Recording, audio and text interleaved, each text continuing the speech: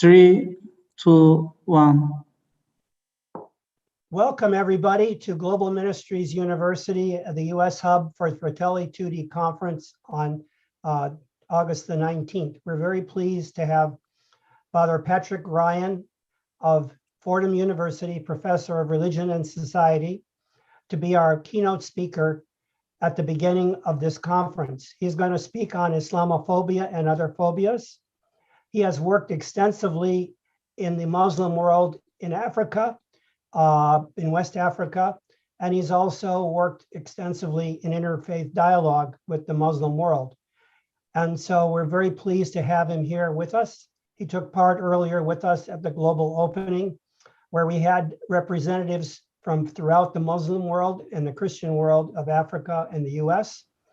And as respondents, we will have two members of the Global Ministries University board and students, Nihal Sahan, who is with us here on the screen, who will be responding, and Tanmay Devi, who is a GMU doctoral student. So I'm welcome to everybody else who's here. Jerry Brown and Liam O'Callahan are with us. And so I'm going to turn it over to Father Ryan now. Thank you.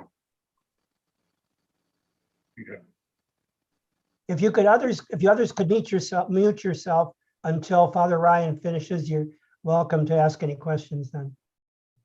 We're ready to go.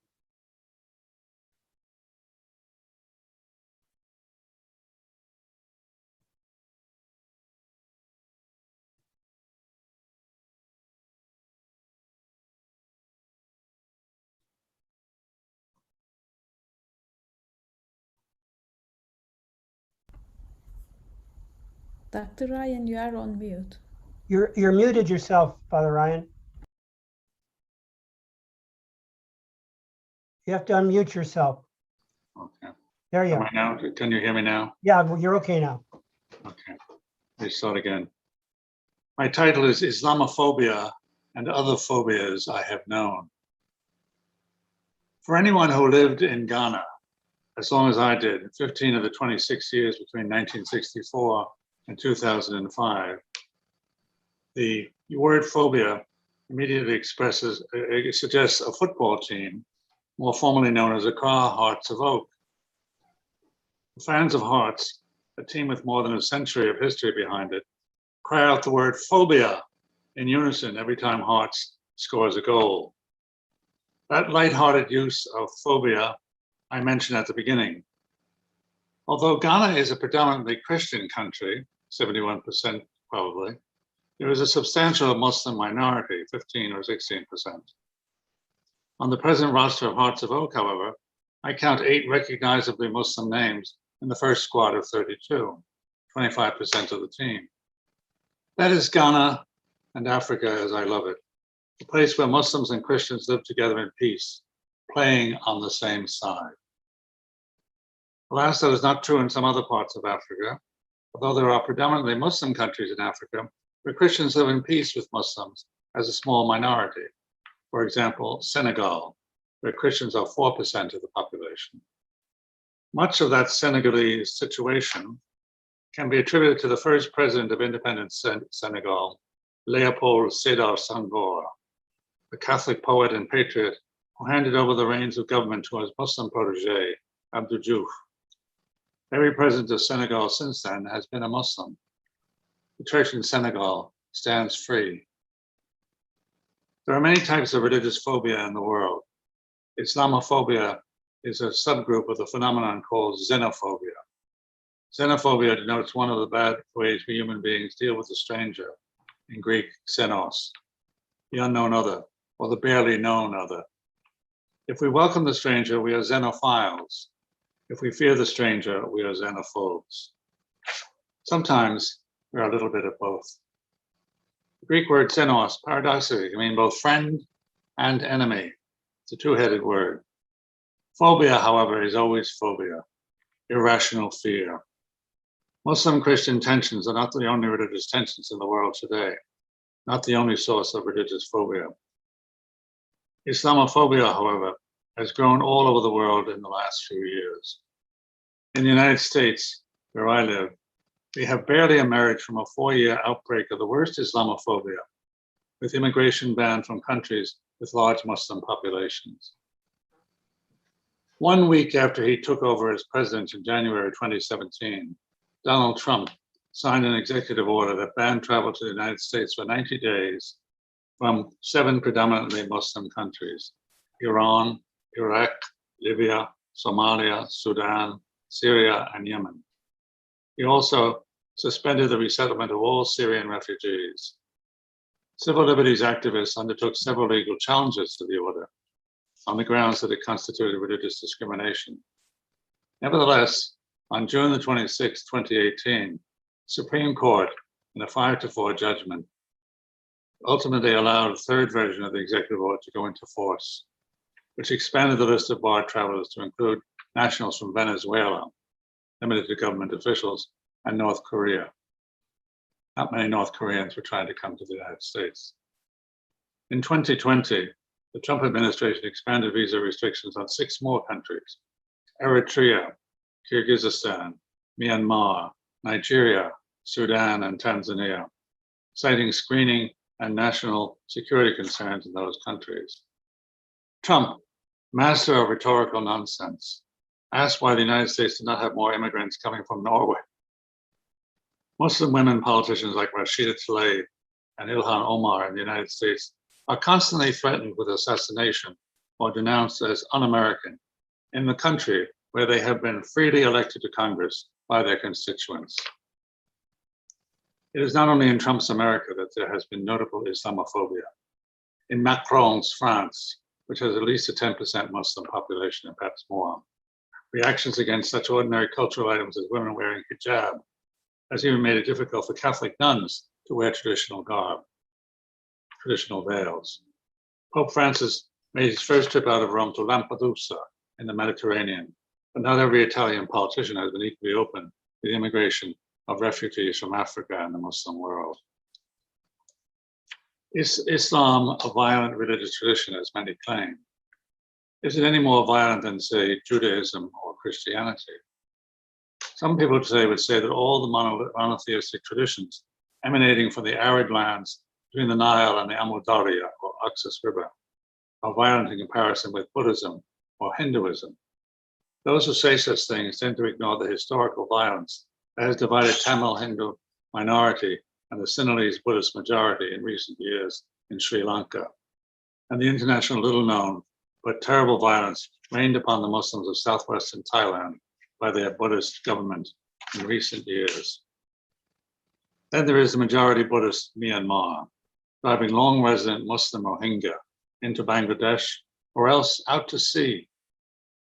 The jingoistic Hindu nationalism, Hindutva, sponsored by the Bharatiya Janata Party, the BJP, in contemporary India, has inflicted genocidal violence against Indian Muslims and Indian Christians, to say nothing of the designs of the BJP to thwart Christian evangelization among India's so-called tribals, people outside the Vedic religious tradition, as well as Dalits, the so-called untouchables. Furthermore, we must never forget that the atheistic secularism of Nazis and communists wreaked terrible violence on Jews, Christians, Muslims, and Buddhists in the name of racial purity or a future classless society. No one has a monopoly on religious phobias and religious violence, and secularists are certainly not exempt. Look how China today is treating its Uyghur Muslim minority, sending them to re-education camps. On the matter of faith and violence, I would prefer to say that some adherents of all religious and secularist traditions have been violent, have given into religious phobias. I need only mention the Israeli incursion into the Al-Aqsa Mosque a few months ago, an incursion that stirred up a hornet's nest in Gaza in response. The original incursion into the Al-Aqsa Mosque was a desperate attempt by Benjamin Netanyahu to save his political neck in the upcoming Israeli elections, an attempt that failed and disastrously. Haphazard shooting of rockets from Gaza into Israeli civilian settings that resulted was not just another Muslim engagement in violence. The root cause is now and always has been not religious, but national, the conflict of Israeli nationalism and Palestinian nationalism. Lest we Christians fall into self-congratulations too easily, the history of the Crusades, the Reformation and the Counter-Reformation, say nothing of various inquisitions and trials for witchcraft, are replete with examples of Christian violence, Christian religious phobia. If you have a chance to visit the city of Rome, go to the Campo dei Fiori and contemplate the dramatic statue there of Giordano Bruno, burned at the stake on that spot on February the 17th, 1600, for heresy. Giordano Bruno was indeed a heretic, much caught up in Hermetic speculation, but it's hardly very Christ-like to burn a man at the stake.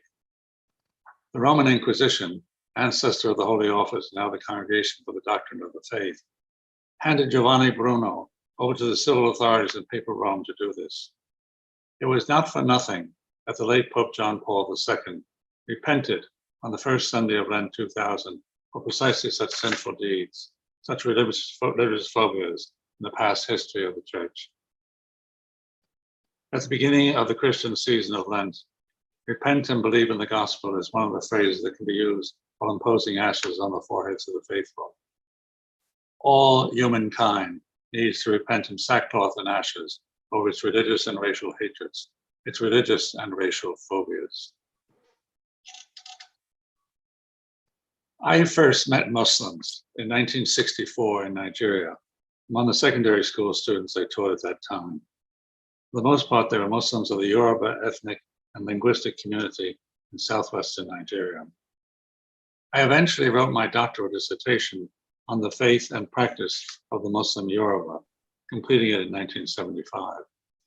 Many other people have written studies of the Christian Yoruba, and especially their independent Christian churches that are unique to them. I felt at that time that the other half of the Yoruba had been neglected in scholarly terms. It should be noted for those of you unfamiliar with Africa, that the Yoruba-speaking population of West Africa, mainly found in southwestern Nigeria and adjoining parts of the Benin Republic, are approximately 30 million in number, no small tribe, whatever a tribe may be. There are as many Yoruba today as there are Irish, Danes, Norwegians, Swedes, and Finns combined. I'd like to turn back, as I mentioned earlier, to my first encounter with Muslims in a mixed society, the Yoruba. Some other Nigerian Muslims, especially in the northern third of Nigeria, look down on the practice of Islam among the Yoruba, saying that it is syncretistic. And I know what they are driving at, though I do not use the term syncretism. Why I do not use that term will have to be the subject of another lecture at another time. I don't want to bore you with it today. I start with this personal experience of mine with Muslims in Yoruba lands to give you a hint of what is coming. I am reluctant, after more than a half a century of living with and among Muslims, to demonize them, to live in fear of them, or to tolerate Islamophobia. For one thing, Muslims have not demonized me. They have not met me with Christophobia, if that is a term. Some of my good friends and colleagues in times past and present. I do not want to deny that there have been problems between Muslims and non-Muslims, especially over the past 3 decades. Problems, however, are not everything in this life. Take it from me, I have lived a long time. There have been problems, however, and they need to be aired. Let me examine problems that have occurred and what have been the sources of violence between Muslims and non-Muslims in certain parts of the world. I also want to examine the sources of violence within some sectors of the worldwide Islamic community. As you can guess already, I do not subscribe to the rantings of the Muslim-baiting hate media known in some American and European settings, for example, Fox News and all its works and punts. The abysmal ignorance of the Dutch politician Geert Wilders, who compares the Quran to Mein Kampf, and the ignorance of his allies in the American Congress appall me. I'm also astonished by the attention given to marginal crazies in the United States, like the Reverend Terry Jones, the Florida-based burner of Qurans. Nevertheless, as I have mentioned already, the past 30 years have seen much militancy and resulting violence in certain parts of what some would call the Islamic or the Muslim world. I tend to avoid these terms. We live in one world, and it is religiously pluralistic. Some parts of the world in which we live are predominantly populated by Muslims of one sort or another. Even in those areas, there is pluralism. Christians, for instance, make up at least 10% of the population of Egypt, and possibly more. Shi'i Muslims are at least 15% of the population of predominantly Sunni Saudi Arabia. The majority of Iraqis are Shi'i, a substantial minority Sunni, perhaps 40%. But the Sunni Muslims of Iraq divide in half on ethnic and linguistic lines, Arab and Kurd. The Christian minority of Iraq, 5% as recently as 20 years ago, is now much reduced in the aftermath of the toppling of the secularist Ba'ath regime in 2003, under which Christians felt relatively safe in Iraq. The Jews of Iraq fled if they could in the aftermath of the 1967 Six-Day War. I'm afraid I have to say really nothing of such tiny religious minorities in Iraq as the Sabaeans or Mahdians, so-called Christians of John the Baptist, and the Yazidis, except to note that they exist.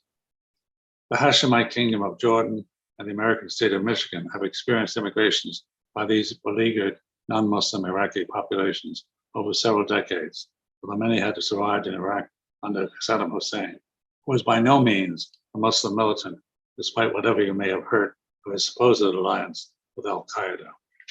That was American propaganda, pure and simple, like the weapons of mass destruction that did not exist in Iraq at the time the United States invaded that country for the second time in 2003. Quite a few Saudis, rather than Iraqis, were the instigators of 9/11. But Saudi Arabia buys American AWACS. So despite their butchering Jamal Khashoggi in their consulate in Istanbul, Saudis have friends in every political party in the USA.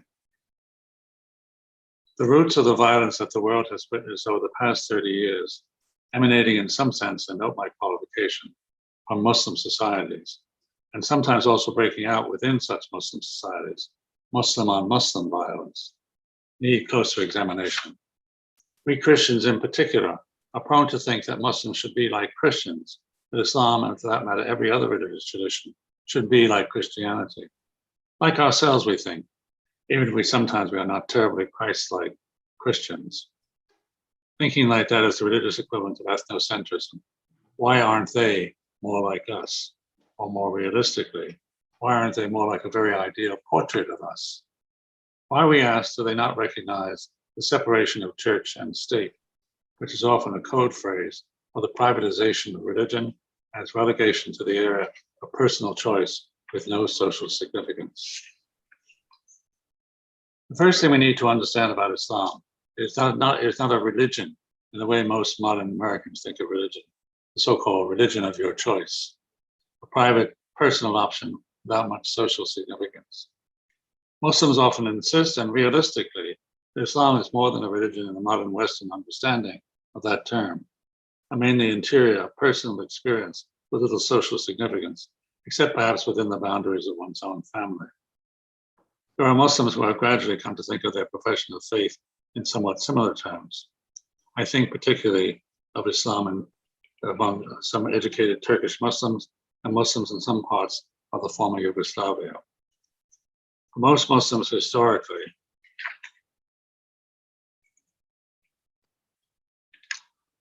sorry, my pages are sticking together here. For most Muslims historically, and for the majority of Muslims living today outside Western Europe and the Americas, Islam is, as they say, a whole way of life. Come to think of it, Judaism and Christianity and Hinduism and Buddhism are also supposed to be whole ways of life, but they often are not.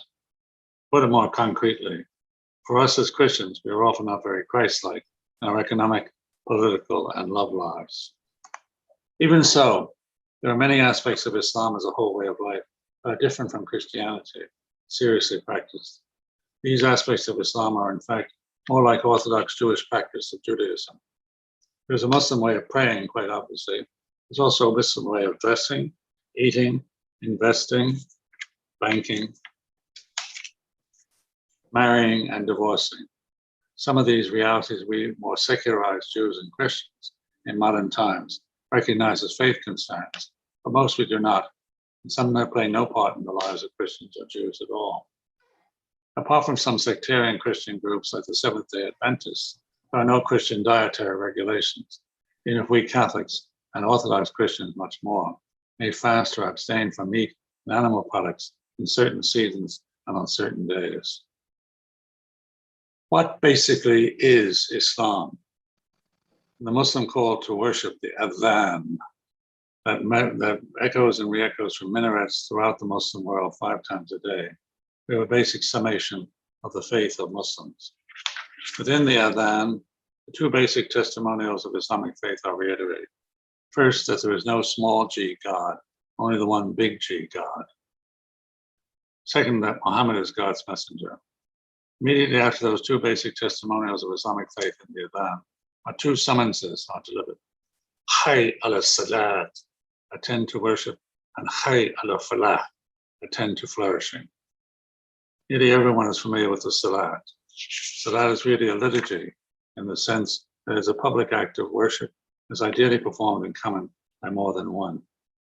The Friday midday salat, or worship, ties together the whole week. That's why it's called Jummah, and draws devout Muslims to mosques large and small throughout the world. Harder to define and indeed harder to translate is the second summons in the adhan.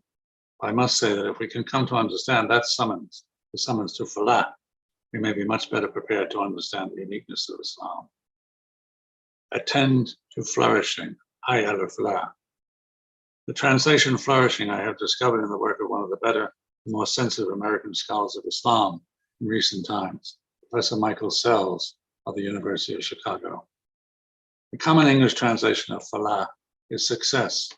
I myself have in the past translated falah as the settled life, meaning the life of an oasis like Medina, where life was governed and regular, like the cycle of sowing and reaping. That is the primary meaning of the triconsonantal root FLH. A word derived from that root has even entered into English more frequently in the plural than in the singular. Falahim, a term used for the peasants of Egypt. Is the adhan literally calling Muslims to the life of a peasant farmer? No, but the word falah has come to symbolize the opposite of the raiding life of the desert, ghaza, in Arabic, from which we get the somewhat rare word razzia in English, and rezu in French. The Muslim faithful are summoned by God and his messenger Muhammad to a whole way of life lived out in the presence of their creator. From its origins, the Islamic tradition of faith has summoned men and women to what the first surah of the Quran, the basic staple of all Muslim prayer, calls the straight path, the path of those on whom you, God, have bestowed your favor, not the path of those who are the objects of your wrath, or those who have gone astray. That's Quran 1, verses 6 to 7. If Islam as a whole way of life is the straight path on which the faithful have been guided by God, it is hard for many Muslims in modern times to understand why their path has been so beset by troubles. There is little theology of suffering in Islam, except within the development of Islamic mysticism, Sufism, from the Arabic tasawwuf, the don, the robe of the ascetic, which is long and rich, but has been out of favor among the Muslim intellectual elite in the mainstream Sunni Muslim world, especially over the past century or slightly more, given the influence of Saudi religious rigorism. Muslims, to paraphrase Jean-Jacques Rousseau, ask why it is that Muslims are born free, and everywhere they are in shackles. What am I referring? Many do not know Muslims well. They envision Muslims as rich oil sheikhs or as bearded fanatics hiding in the uncharted mountains of Pakistan's province of Waziristan. Such people exist in the Islamic world, but they're not typical. We in the United States have our economic stimulus receiving billionaires, our armed crazies invading high schools, shopping malls, and even churches, shouting at random and shooting. We have people in America who are convinced that the Second Amendment of the United States Constitution upholds the unfettered right of everyone to bear arms, including these machine gun toting murderers. All too many Muslims throughout the world are living in extreme poverty in places like Egypt, Bangladesh, the Palestinian territories, Afghanistan, Bangladesh, Sudan, Somalia, Niger, Chad. There are also great inequities within the many heavily populated countries that are predominantly Muslim in their population, between their moneyed elite and ordinary people. I think particularly about Syria and Iraq. Christians and Muslims between them account for about 56% of the world's population. Christianity may be dwindling in the global north, but is thriving in the global south. Africa is where both traditions of faith meet head-on, or side by side, as the case may be. In his encyclical Fratelli Tutti, Pope Francis refers to the themes enunciated in his 2019 meeting with the Grand Imam of Al-Azhar, Ahmed al-Tayeb, begging Christians and Muslims to renounce the hatreds, the phobias that provoke war. And I quote from the encyclical. We resolutely declare that religion must never incite war, hateful attitudes, hostility, and extremism, nor must they incite violence or the shedding of blood. These tragic realities are the consequences of a deviation from religious teachings. They result from a political manipulation of religions and from interpretations made by religious groups who in the course of history have taken advantage of the power of religious sentiment in the hearts of men and women. God the Almighty has no need to be defended by anyone, does not want his name to be used to terrorize people. That's from Fratelli Tutti, paragraph 283. Jamais plus la guerre, Pope St. Paul VI cried out before the United Nations General Assembly on the Feast of St. Francis in 1965. No more war. The first Pope named Francis has cried out for peace between Christians and Muslims. All religious phobias, especially Judeophobia, Christophobia, Islamophobia, forget the various promises made by God to be with us as we pursue the paths of peace. God spoke to Israel through 2nd Isaiah. But you, Israel, my servant, Jacob, whom I have chosen, the offspring of Abraham, my friend, do not fear, for I am with you. Do not be afraid, for I am your God. Jesus, walking on the water, spoke to his disciples caught in a storm at sea. Take heart, it is I. Do not be afraid. In the Quran, God assured Moses and Aaron in their terror approaching Pharaoh, fear not, I am indeed with both of you. I hear and I see. Let me conclude with 3 suggestions that we might help to grow solidarity throughout the world. First of all, very practically, joint neighborhood projects. Everyone can take an interest in drainage schemes, local dams, garbage disposal, local health clinics, the care of the aged and infirm. My very dear friend, the late Dr. David Husseini Abdullahi, gave visionary leadership for local projects like this in Tamale, in the northern region of Ghana. He healed the sick, fed the wandering homeless, buried the dead. Muslims and Christians all cooperated with him. David Husseini has returned to God, dead of cancer.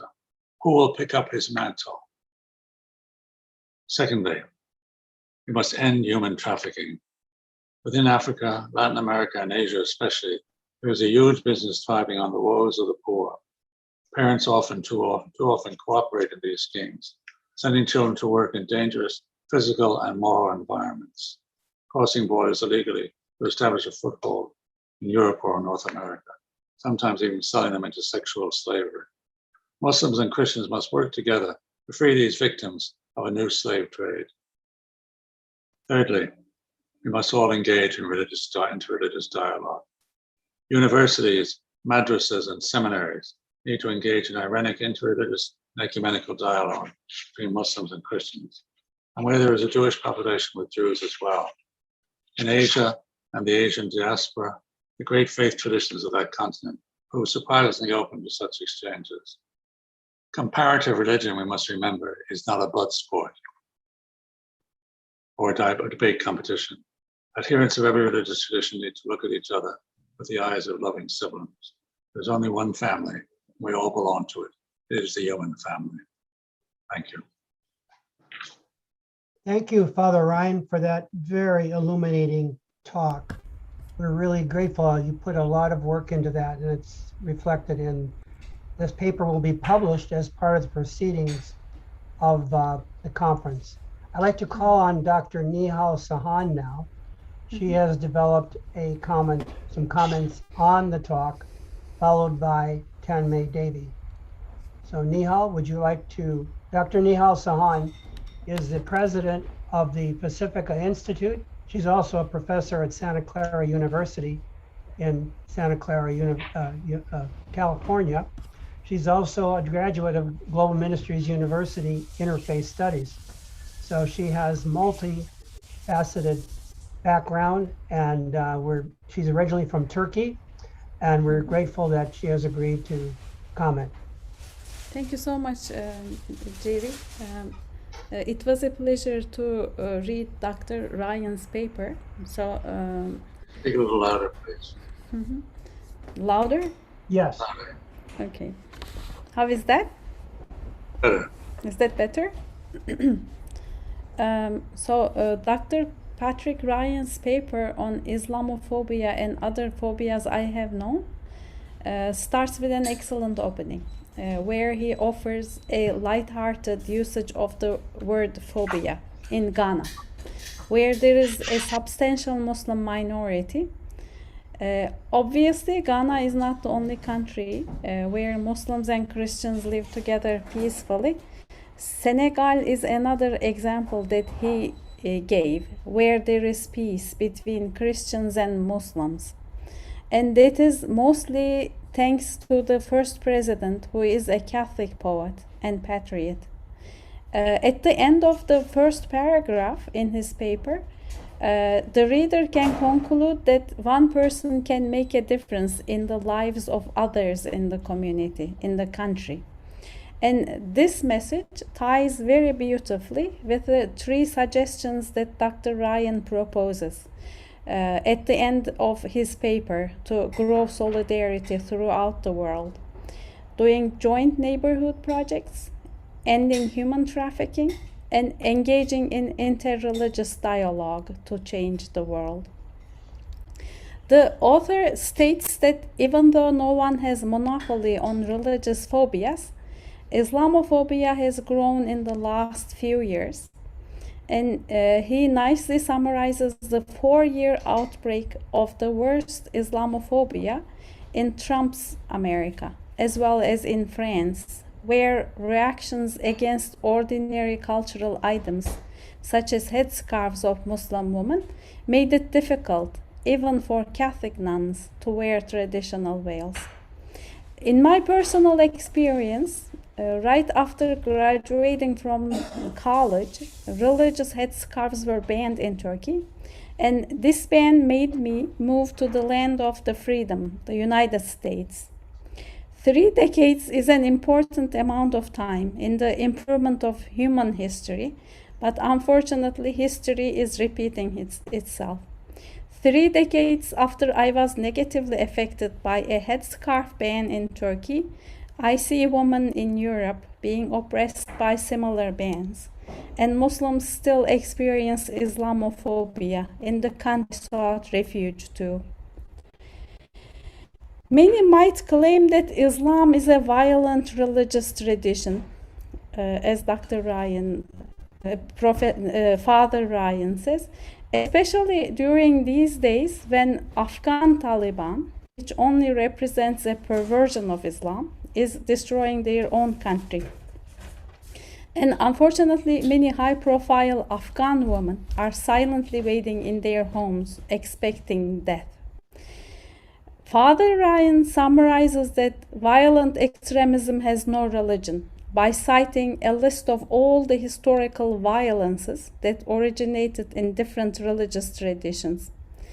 After listing all of these violent movements, the author invites all of humankind to repent in sackcloth and ashes over its religious and racial hatreds and phobias.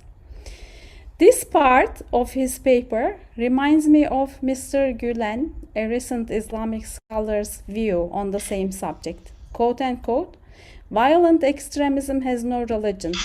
There will always be people who manipulate faith texts. Just as Christians do not endorse Quran burning or actions of Ku Klux Klan, and Buddhists do not endorse atrocities against Rohingya Muslims, mainstream Muslims do not endorse violence." Beginning with the first paragraph, Father Ryan explains phobia without pointing fingers at anyone. As a Muslim reader, I was drawn further into agreement with the author with each paragraph that he wrote. He's a Christian who lived with and among Muslims in Yoruba land for more than half a century, whereas I am a Muslim who has been living with and among other faith denominations for more than a third of a century. Just like him, I am also reluctant to demonize Christians or Jews or Hindus or Buddhists, to live in fear of them or to tolerate the phobias, whatever the term is for each religion. I do not deny that there have been problems, especially since I have been actively involved in the interfaith efforts in the Bay Area. The very first time I had attended an interfaith event at another religion's sacred space, I was asked by an old person where my gun was, or if I was hiding it under the table. Before I realized her implication, she was moved away from our table by the rest of the people. All the other 7 people at the same table felt terrible by her remark. One was almost crying. I interpreted it as a test by God to see how dedicated I would be in the area of interfaith dialogue. I chose to be with the good people and ignore the ignorance. In another incident, I was driving my kids to school when a cranberry-colored SUV approached us. I thought my tire was flat or my door was open, and they were warning me, when all 3 ladies in the car, including the driver, started shouting to me or shouting at me. I even rolled down my windows. It was my 12-year-old daughter who told me, "Mom, close the windows. They say go back to Afghanistan." A few hours later, we organized a lunch with my Christian friends, who comforted me with their presence. During several decades of interfaith work, whenever I was the victim of Islamophobia, healing usually came from my friends of the other religion. My favorite part of the paper is the end, where Father Ryan gave 3 pieces of advice to combat phobias like Islamophobia: joint neighborhood projects, ending human trafficking, and engaging in interreligious dialogue. As a board member of Global Ministries University, GMU, I can proudly assure that GMU is going the extra mile by doing joint projects across borders and by engaging in interreligious dialogue. I have one more piece of advice, both in personal and governmental level, in addition to Dr. Ryan's. Extremism, quote unquote again, extremism is a multifaceted problem, so the solutions should address the political, economic, social, and religious layers. Approaches that reduce the problem to religion do a disservice to at-risk people and the world at large. The international community would do well to realize that Muslims are the primary victims of religious extremism and terrorism, as well as spreading Islamophobia. This is why governments should avoid statements and actions that result in the alienation of Muslims. Muslims have historically added much to the flourishing of human civilization. Our greatest contributions were made in eras when the faith cherished mutual respect, freedom, and justice. It may be immensely difficult to restore the blotted image of Islam, but Muslims can be beacons of peace and tranquility in their societies. Let me conclude with a final remark. According to the Islamic tradition, today is the day that Prophet Moses split the sea. And today is the day that Prophet Jonah was saved out of the whale. And today is the day that the Prophet Noah's ark was landed safely. In my opinion, religious phobias are our floods. So let's build our ark by actively following Father Ryan's suggestions. This arc of interreligious work will be what will save the humanity after all. Thank you. Thank you very much, Dr. Sahan. Father Ryan, do you have any comment? Especially moved by her account of the that type of violence when people start shouting at you. Oh. That never happened to me in the Muslim world, but when I see it happening in the so-called Christian world, I really am furious. But you were brave to sustain it and not let it frighten you and your family, your friends. But that type of thing is just, I mean, I finally spent 26 years in West Africa, 15 in Ghana, but I was also 11 in Nigeria, which is much more Muslim country, half Christian, half Muslim. As I always say, it's totally Nigerian, but it's but I never had that experience, and I find it terrible when I find out people are treated that way in my own country. So thank you for tolerating us and for trying to get along with us. Thank you so much. I had great friends, as I said. So America is the country that I sought refuge to, as I said. So Thank you, Dr. Sahan. Mhm. We'll now hear from Tanmay Devi at his reflections on Father Ryan's talk, and then we'll have questions. Thank you, Dr. Grudzen and Father Ryan and Dr. Nahal.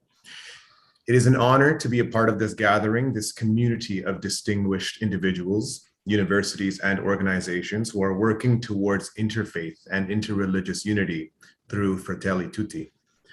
We are truly blessed that such opportunities for conversation and exchange of ideas, experiences, and perhaps most importantly, love can take place here over the next 3 days. For this, I thank the divine. Father Ryan's words depict a reality that many are too blind or ignorant to acknowledge. He speaks to a larger pattern regarding the disconnect between our religious ideals, beliefs, and convictions, and the general everyday behaviors and actions we partake in within society, regardless of the faith we follow. We may know and believe that the capital G God is one and the same for all creation, but we certainly don't act like it, particularly in the West.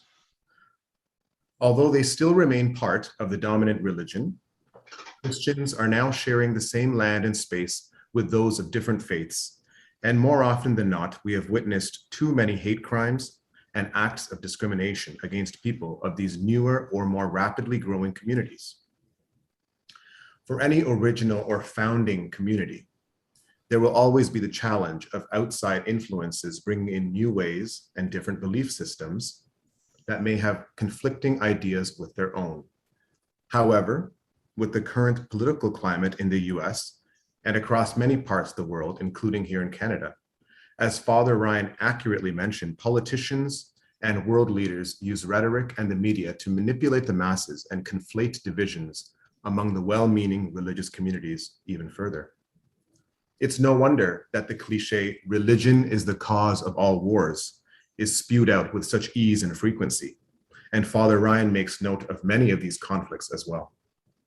What we forget is that there is a larger connecting force that weaves the entire cosmos together, and that all the world's faiths call on us to reflect on that same divinity that is present within each human. But more importantly, that no one faith can lay claim to being the one and only faith that leads us to the absolute. While he shed more light on the topic of Islamophobia, what stood out in my mind from Father Ryan's talk were the words xenophobe and xenophobia. The whole notion of us and them is at the root of this definition, where a stranger can quickly become enemy or friend. However, I can only say that based on the teachings I have been nurtured with from Hindu philosophy and my upbringing in the Swadhyay Parivar movement, there's little room for the us and them mentality. In fact, according to Vedanta, in this world of Brahman, the unchanging and permanent truth, where everything and every being is ultimately one and the same, with this separation and categorization of religious people, which we so naturally do, I would be living under the false illusion that my Christian, Muslim, Jewish, Buddhist, Sikh brethren, or fellow brethren from any other faith is different from me. Our practices, speech, tongue, and attire may certainly be different, but we have all come from the larger soul, and we will return to the larger soul. Father Ryan brings to light the differences in the ways we may practice our religious traditions here in the West and the degree to which they are practiced as well. But I believe the deeper conflict in our society of religious pluralism is not merely one of differences in the religions themselves. One look at even the basics of the monotheistic religions, and it's easy to see countless similarities from words to practices to names and other key elements. Add to this the numerous parallels that exist in all of the world's major faiths when we go deeper into texts about the nature of God, the absolute, higher ways of knowing God, the remarkable similarities in the lives of saints, mystics, yogis, monks, words from prophets and incarnations, and no one can deny that all religions and faith traditions are truly one and the same, universal at the core. Religion, then, isn't the cause of divisions. Rather, it is the individual ego that feeds off others, the subsequent collective egos that are formed in greater numbers that lead us to lay some false notion of the rightful claim to one truth, the strife that is incited through political means, and perhaps most prominently, the fear of losing one's own identity, convictions, and religious community based on the false belief that by making room for the other, I will lose myself. This is the challenge that the world faces today. And the rise in Islamophobia, anti-Semitism, or any other form of religious discrimination is a product of that fear and hate that is so antithetical to the love, acceptance, altruism, and compassion that all of the world's faiths preach. Taking up the activism suggested by Father Ryan, including development projects at the neighborhood level that benefit all communities, is something I look forward to doing. The power of interfaith dialogue and collaboration is one of the main keys to solving problems such as the rise of Islamophobia, since we are able to connect to others on the emotional and spiritual fronts. As we hope to bring an end to the religious division and hate against Muslims, Jews, Christians, and all other communities facing discrimination, we must also acknowledge that our shared spaces in the West go beyond religious pluralism, and that hate on the basis of appearance, skin color, and culture is what led to much of the world being built on the backs of Black and Indigenous communities through oppressive means. If we have learned anything from Father Ryan's words, it is that the energy latent within us as members of one divine human family has the power to combat hate and the ego-driven ways of thinking and being that put us under the illusion that boundaries exist between us as humans. Let us go deeper beyond the skin, the flesh, and the attire, and let us reflect on the larger truth that just as all rivers, no matter their shape or flow, return to the same sea, so too all people, regardless of religious paths, return to the same origin. Thank you. Namaste. Thank you, Tanmay, for that beautiful presentation. I'd like to just recognize now some people who have joined us. I mentioned that Liam O'Callaghan. Did you have any comment from Ireland? We have someone from Ireland and someone from India with us. Father Augustine Pamplani has joined us from Kerala, India. So maybe we'll start with Liam O'Callaghan. Did you have any comment?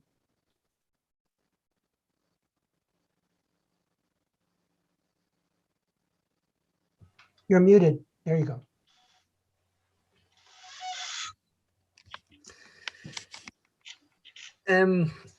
Yeah, well, thank you very much. I joined in today as I'll be a speaker tomorrow, so I'm just interested in the conference, and I think the fact that the conference is happening is really important. The whole idea of working together on interfaith respect is just a crucial need in our world today, as the three speakers have already mentioned.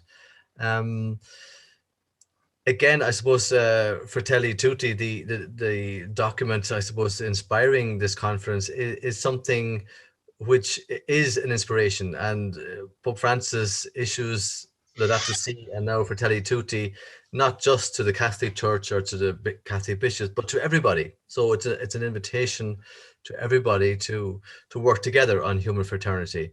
And I think one of the best ways of working on the whole area of interfaith harmony is working together on issues of common concern, just as Patrick mentioned at the end of his paper.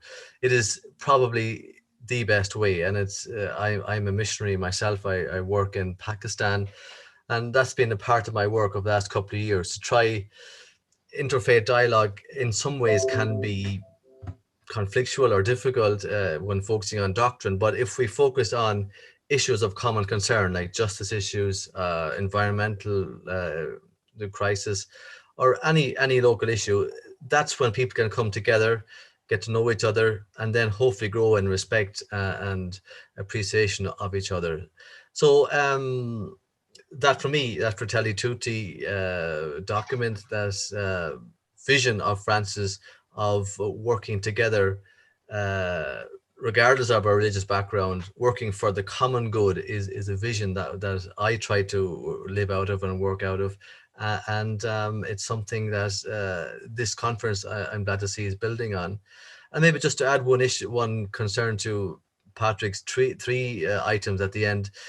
For me, the environmental crisis is just enormous. It's obviously coming the next talk, but it is the one area that I think religions over the last couple of years are at least coming to terms with, and having to acknowledge that we've been very slow over the years to take on board our religious responsibility. But in the last 5 or 6 years, since Laudato Si and the Islamic document on climate change, and all of the major faiths, Hindu, Buddhist, Judaism, have issued statements on climate change. So it's a one sign of hope for me that, harnessing the religious and spiritual energy of our faiths to work on this issue, and indeed many others. So I think I'll leave it at that for the moment, but just to appreciate the talk by Patrick, Ryan, and also the commentaries. And this is, I think, what the world needs, and hopefully this conference can help guide us towards greater involvement and greater cooperation. Thank you, Father O'Callaghan. We will have a whole workshop on the environment, the interfaith perspective on the environment tomorrow. I'd like to also welcome Father Augustine Pamplani, who's here. He's going to be speaking tomorrow on the coronavirus pandemic as another major issue. Would you like to say something, Father Pamplani?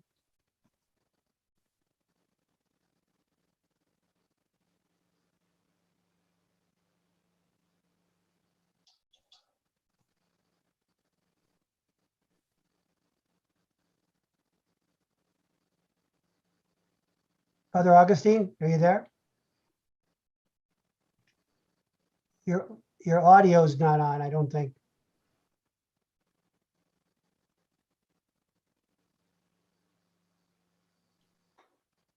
Can you hear us okay?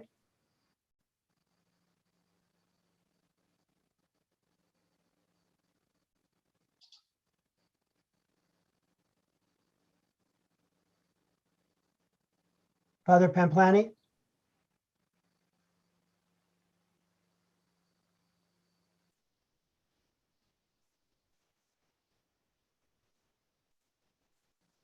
Maybe you can come back to us when you have your audio. I don't think your audio is on yet.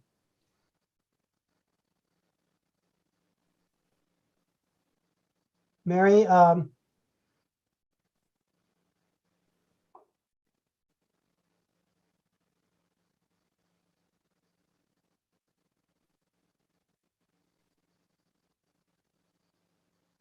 Hudai, would you want to let us know if there are any questions from the global audience while Father Pamplani sees if he can get his audio on?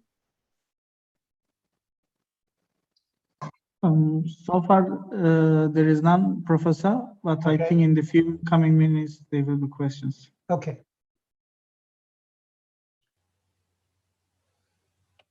Father Pamplani, are you get your audio on yet?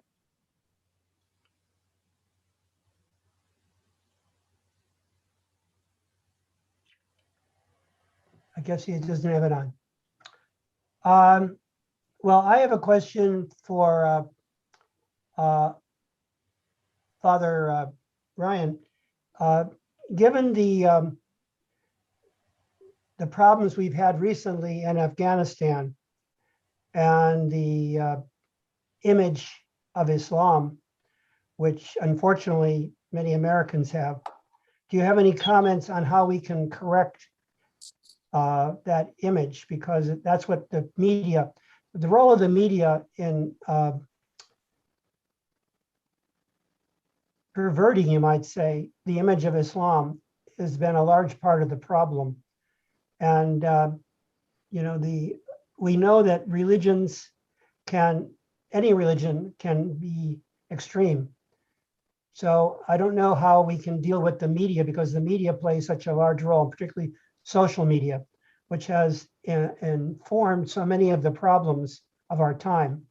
So I teach a course in social media, and we try to go into the ways that social media have affected the views of many of our citizens and how the social media are part of the problem. You want to comment on that, Father Ryan?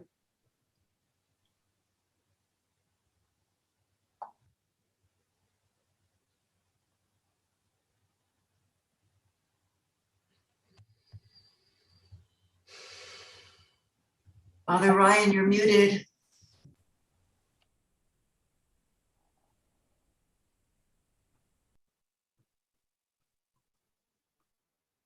There we are. Yeah. The fact is that the abysmal ignorance of the media of what Islam is all about, and then they're concentrating always on extreme cases like the Taliban. I mean, when you know they're ignorant when they start saying a Taliban, you know, met me.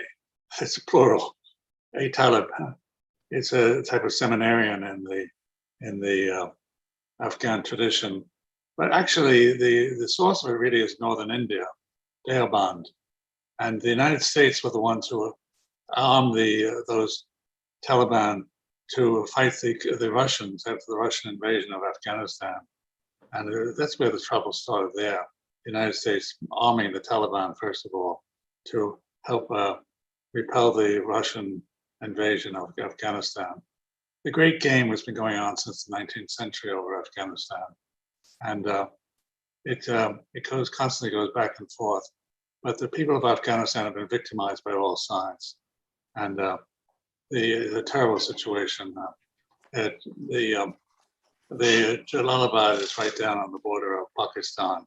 But that's where you had a movement in the ally of Gandhi,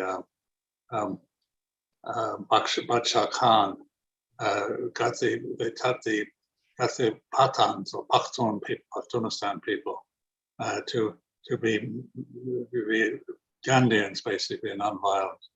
And people don't even know anything about him. Badshah Khan has been the great hero of the Afghan people. But he was jailed for 15 years in India by the British, and then he was jailed for 15 years in Pakistan by the Pakistan government. Fortunately, God gave him to live to 98 years of age. But even at a university named after him in Pakistan, there was an attack on the university on the anniversary of his death. So there are great people in Pakistan, great people in Afghanistan. But the fact is that the divisions of the Muslim world are mainly post-World War I. Certainly the creation out of many countries out of the old Ottoman Osmanli Empire has been a disaster. And basically it was done by Churchill. But he said, I created Transjordan one afternoon in Cairo in 1920 with a ruler. If you look at the map of Jordan, you can see it. It's patching together British access to oil wells in Kuwait and in Iraq to Haifa in Israel, where the pipelines went through Haifa and then occupied Palestine, mandated Palestine. But the fact is that trying to get people to understand Muslims is, I mean, I get hate mail as a result of this. I mean, somebody in the parish where I go to has been sending me hate mail where I go to and help out on Sundays. And finally, one of the curates pointed them out to me. I just pointed at him, said, I see you. The hate mail stopped. But people do send hate mail because I have said things that are friendly to Islam. But I said I've lived among Muslims for a long time. Speaking of blaming everything on religion and wars, blame on religion. I once had a conversation when I was a graduate student at Harvard a million years ago at a cocktail party. It was illegal, of course, because the students were underage in Massachusetts. But there was a prominent professor of economics and his wife were present. And she said, Mr. Ryan, what do you study here? And I said, comparative religion, comparative history of religion. She said, oh, she said, religion. It's caused so many wars. And I said, not half as many as economics. It's poverty that really drives all of this. The people are desperate. And countries like Afghanistan have been traditionally very poor and ignored. And that's the type of thing that leads to sometimes the type of fanaticism. But I think the spreading of the world's wealth is going to help a great deal, as well as preservation of the environment, because there are countries, Bangladesh, I'm especially thinking of, I know several Bangladeshis who work here at Fordham, and we're all concerned about the factors that the Irrawaddy River is overrunning all of Bangladesh, and it has an incredible population around the size of Wisconsin. It has a population of about 160 million, and it's mainly water, and so it's a good example of where global warming is leading to disaster. Thank you, Father Ryan. I want to just introduce Governor Brown, who's joined us, who will be our next speaker. And do you want to have any comments, Governor Brown, on, I know you've been a leader in the climate issue, which has come up from Father O'Callaghan as another issue that can unite the world in terms of Fratelli Tutti, because we all need the environment. But you'll be speaking at 10:30. So did you have any comments on Father Ryan's talk? No, but I certainly will. I found it very interesting trying to understand so many other different people. We live in a world with almost 8 billion people. So there's so many stories and activities and events and suffering going on that our human minds can't grasp it all. So hearing what Father Ryan had to say is it's just another report from another part of humanity. So that's what we'll be talking about, and you are talking about it. We're together trying to look at the bigger picture and how that could shape our ideas on how we can do things better and move in a more constructive, peaceful direction. So I think that'll be enough for now. Thank you. One question we have for all the panelists is any comments you want to have on the significance of Fratelli Tutti for your understanding of global politics? How can Fratelli Tutti impact some of the global political issues that humanity is facing? Would anybody like to take that on? I would just say that the most important thing is that Fratelli Tutti follows the human fraternity,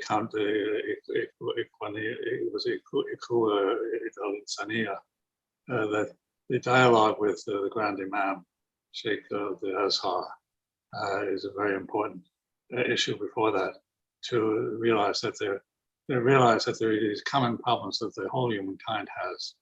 And a lot of the problems of the Middle East, a lot of the problems of South Asia, a lot of the problems of Africa. The Sahara is increasing in size every year. It was terrible a few years ago. It was moving south at 3 miles a year. But still, there's even parts of northern Nigeria now around Sokoto have gone to sand dunes. And the pressures of that led to uprisings like Boko Haram in the northeast of Nigeria, which has spread and infected all the countries around it and made life miserable for millions of people.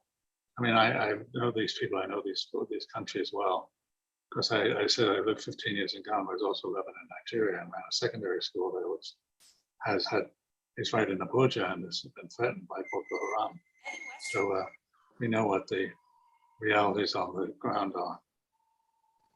But a lot of it is the herdsmen moving farther south further south from Niger. Niger is totally desiccated and it's the poorest country on earth. Moving into Nigeria where there's some more grazing land. If they're going into the grazing land, which is the farmland of local people in the Jos Plateau. So the farmer and the cowboy should be friends according to Oklahoma, musical Oklahoma, but it doesn't often work out practical aspects. They're often enemies to each other. Thank you, Father Ryan. We're coming down to the end of the time. Hudai, should we conclude this session now and take a little break before we start Governor Brown's session?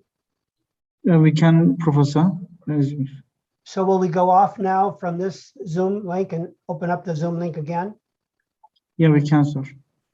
Father Ryan, I wish to thank you so much for your presentation, and also Dr. Sahan and Tanmay Devi for your comments. These will all be part of the record of this conference. I've submitted your papers to our editor for publication. So we're very grateful to each of you for all the work that you put into this. And we hope that this conference will be a starting point for a global movement of interfaith solidarity in the light of Fratelli Tutti. So thank you very much. And we'll look forward to Governor Brown's talk in just a few minutes. So Thank you very much. Thank you so much. Thank you. We'll Thank you. sign off for a few minutes and come back on at 10:30.